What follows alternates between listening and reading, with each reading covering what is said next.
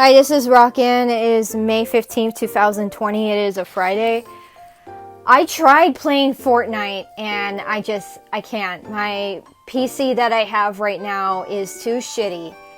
So I have to stick with Animal Crossing because Animal Crossing got the most views, and I cannot play Fortnite on this iPad either because I don't have enough storage space. It's a very low storage iPad, so unfortunately, hopefully I'm going to make Animal Crossing work this time because I am using mirroring instead of recording directly off of the iPad. I'm recording off of the computer using a screen recorder using mirroring software called Lonely Screen, so hopefully this will work out better.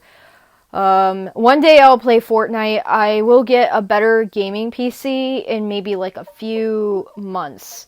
I was supposed to get a better PC than what I did, but the seller sent me something that had lower specifications and everything than what they were supposed to send me, and I tried asking for the graphics card, and the graphics card they sent me wasn't as good, and it's just like, and I've never been a big gamer to begin with, so I didn't think it was a big deal, but now we're in quarantine, I'm more of a gamer.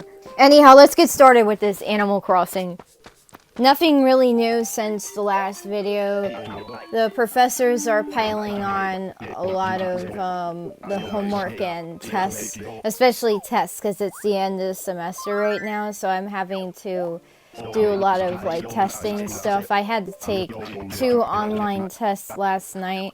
They weren't really that hard, but the geology one I really had to study for a lot, and I actually ended up getting 100%, so it was pretty cool.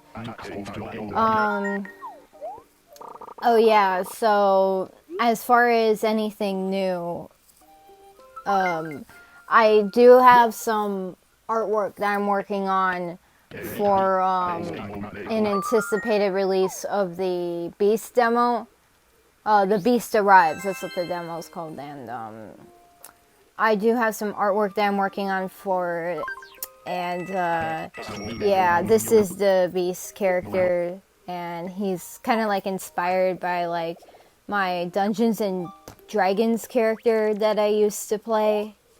And I mean, yeah, if I play Dungeons and Dragons again, I hadn't been able to play lately, but if I play it again, which I will, more than likely, I'll be playing the same character that inspired this character. And yeah, this character also has connections to other things as well, but that's a conversation to be had down the road, not now. Now is not the right time because it's gonna make the video like way longer than it should be, or make this rant way longer than it should be. I am wrapping up adding demo drums to my demos for my upcoming album. I have about like 2 more tracks left as of today, so that's pretty cool. But I don't know what kind of walls I'm gonna crash into along the way because there's testing, gotta register for courses. I mean, college, there's a lot going on right now in college, so it's not really, I don't know how quickly I'm gonna get done with it. I mean, I should be done with it by next week. I should be, but I really don't know, because like I have a test in film in like 5 days, and then I have another test in geology 8 days after that, and I believe somewhere within that time frame I have another test for one of my more informative classes. It's called educational development classes. It's like a self-help class. That's always super easy. That's not really anything that really is gonna, you know, that's not gonna get me that much. Those tests are really easy because the class is really easy. But yeah, so that's pretty much it as far as like any updates. I want to make this a little interesting, so I don't want to just talk about updates with my projects. I also want to talk about other stuff, and one thing that I know that I can talk about is my film course and watching Bicycle Thieves, which I brought up before, and I wrote a reaction paper to it, and I turned it in, and yeah, I think the biggest takeaway from the movie is that less is more.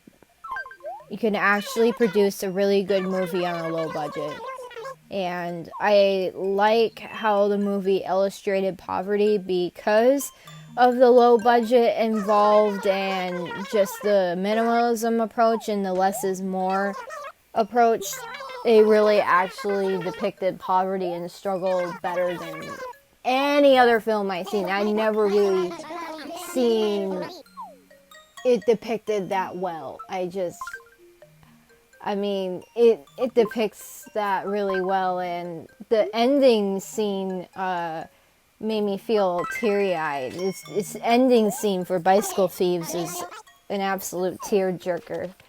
If you do watch it, it is a foreign film. You may have to read the captions out loud. I had to watch it twice, but upon reading the captions out loud, I was able to digest it and understand it. I also had to listen to some other professor's lecture about the movie too in order to get it. Also, in my film class, I'm going to be watching a movie called Breathless, and I'm going to be watching Taxi Driver. I hadn't seen them yet, but I know I need to watch them really soon here because I'm going to have a test in film in like 5 days.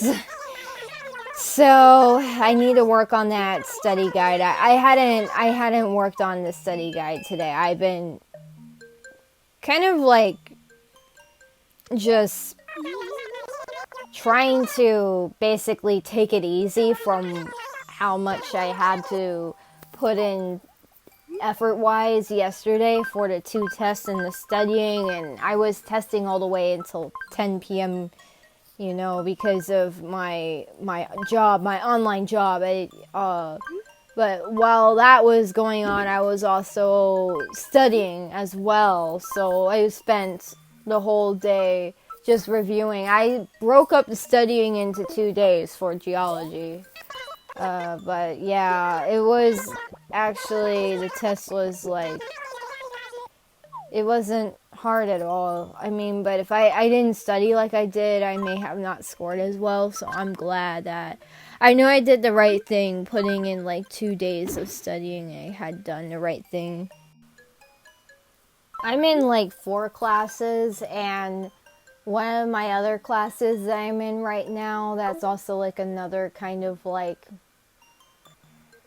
self-help sort of, it's tagged as, it's called an educational development class, but yeah, it's like a class where we learn about, it's basically, study skills are covered, but this is more of a class where I'm taking 2 educational development classes actually. But this other one that I'm bringing up, it's more of a class that is learning about your learning. And we just talk about like different like aspects of the brain and how the learning process takes place, and it varies from individual to individual. It really varies. There really is no one size fits all approach. There just isn't. And this class meets on Zoom. We had a very insightful discussion earlier this week. We've always had insightful discussions though.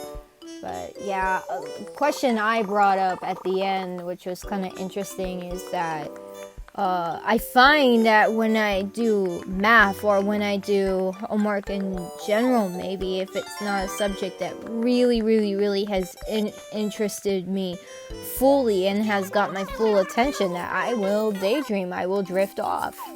I will think about other things, I'll think about other stuff. And I'm not going to go into the full explanation of what that is. But yeah, so next lecture, hopefully we're going to address that and try to figure that out. It really happens with math though, and it's really disruptive because I kind of get how I can process and internalize and learn math, I kind of see how I could do it with the way my brain is wired. I kind of like, I could see it, like how I could process it, internalize it, and learn it. But it's just a matter of staying focused now. It's like, okay, gotta control that tendency to daydream and wander off and think about other stuff. And hopefully next lecture will answer some of my questions.